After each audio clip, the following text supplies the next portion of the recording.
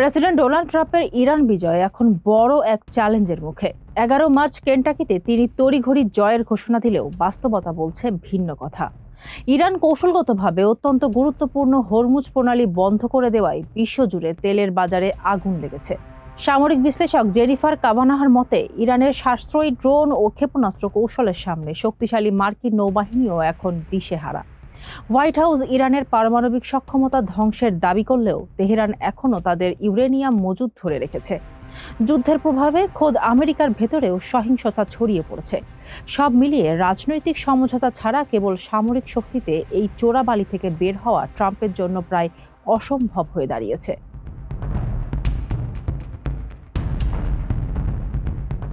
ট্রাম্পের নিয়ন্ত্রণ হারানোর কারণগুলোর বিশ্লেষণ। 1. হরমুজ প্রণালীর অচলাবস্থা। অর্থনৈতিক লাইফলাইনে আঘাত। হরমুজ প্রণালী বন্ধ হয়ে যাওয়া মানে বৈশ্বিক অর্থনীতির নাড়ি বন্ধ হয়ে যাওয়া। যেহেতু বিশ্বের 1/5 তেল এই পথ দিয়ে যায়, সেহেতু ইরান এটি বন্ধ করে ট্রাম্পের সবচেয়ে বড় শক্তির জায়গা মার্কিন অর্থনীতিতে সরাসরি আঘাত করেছে। তেলের বাজারে এই আগুন ট্রাম্পের নিয়ন্ত্রণের বাইরে চলে গেছে, কারণ এর কোনো তাৎক্ষণিক বিকল্প নেই। অপরিকল্পিত সমর কৌশল দাবার চালে ভুল। যে কোনো যুদ্ধ শুরুর আগে এক্সিট স্ট্র্যাটেজি বা প্রস্থান পরিকল্পনা থাকতে হয়। বিশ্লেষণে দেখা যায়, ট্রাম্প কেবল তাৎক্ষণিক শক্তির প্রদর্শনী করতে গিয়ে যুদ্ধের দীর্ঘমেয়াদী প্রভাব ও ইরানের সম্ভাব্য পাল্টা পদক্ষেপ, যেমন অপ্রতিসম যুদ্ধ বা প্রক্সি অ্যাটাক সম্পর্কে কর্মকর্তাদের সতর্কবার্তা আমলে নেননি। ফলে এখন তিনি পরিস্থিতির প্রতিক্রিয়া দেখাচ্ছেন, পরিস্থিতির নিয়ন্ত্রণ করছেন না।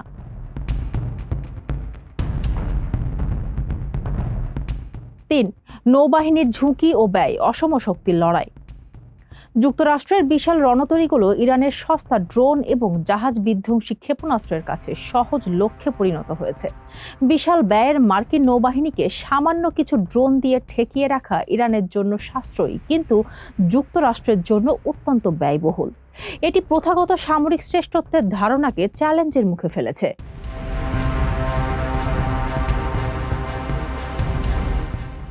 ইরানের নতুন ও কঠোর নেতৃত্ব, রাজনৈতিক হিসেব নিকেশ উল্টে যাওয়া। আয়াতুল্লাহ খামেনির মৃত্যুর পর ধারণা করা হয়েছিল ইরান ভেঙে পড়বে, কিন্তু মোজতবা খামেনির উত্থান প্রমাণ করে যে ইরানের শাসন ব্যবস্থা আরও কঠোর হয়েছে। ট্রাম্পের রেজিম চেঞ্জ বা সরকার পরিবর্তনের যে পরোক্ষ আশা ছিল, তা এখন আরও বড় রাজনৈতিক চ্যালেঞ্জে পরিণত হয়েছে।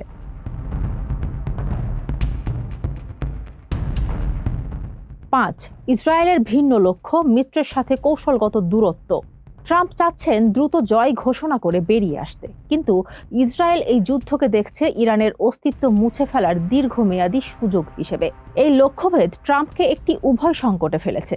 তিনি না পারছেন ইসরায়েলকে পুরোপুরি ত্যাগ করতে, না পারছেন তাদের সাথে অনন্তকাল যুদ্ধে জড়িয়ে থাকতে।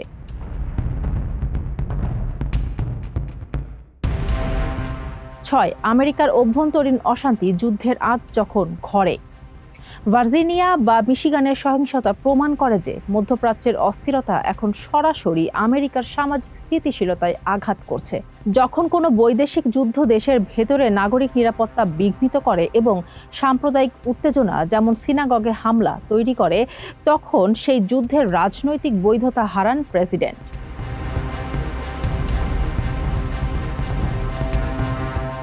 7. আর্থিক ও মানবিক ক্ষতি, ভোটারদের অসন্তোষ। শেষ পর্যন্ত একজন মার্কিন প্রেসিডেন্টের ক্ষমতা টিকে থাকে জনসমর্থনের উপর। একদিকে মার্কিন সেনাদের মৃতদেহ ঘরে ফেরা, অন্যদিকে পাম্পে তেলের উচ্চ মূল্য। এই দুইয়ের সমন্বয়ে সাধারণ ভোটাররা ট্রাম্পের বিজয় উদযাপনের চেয়ে নিজেদের ক্ষতি নিয়ে বেশি উদ্বিগ্ন। এটি আসন্ন নির্বাচনে তার জন্য বড় রাজনৈতিক পরাজয় ডেকে আনতে পারে।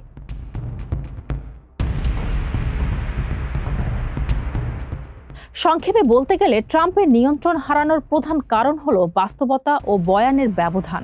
তিনি কাগজে কলমে নিজেকে জয়ী দাবি করলেও স্থলপথ, জলপথ এবং খোদ আমেরিকার রাজপথ ভিন্ন কথা বলছে। যুদ্ধ এখন আর কেবল সামরিক নেই, এটি একটি রাজনৈতিক ও অর্থনৈতিক দুঃস্বপ্নে পরিণত হয়েছে। প্রেসিডেন্ট ডোনাল্ড ট্রাম্পের জন্য ইরান যুদ্ধ এখন একটি দ্বিমুখী তলোয়ারের মতো হয়ে দাঁড়িয়েছে।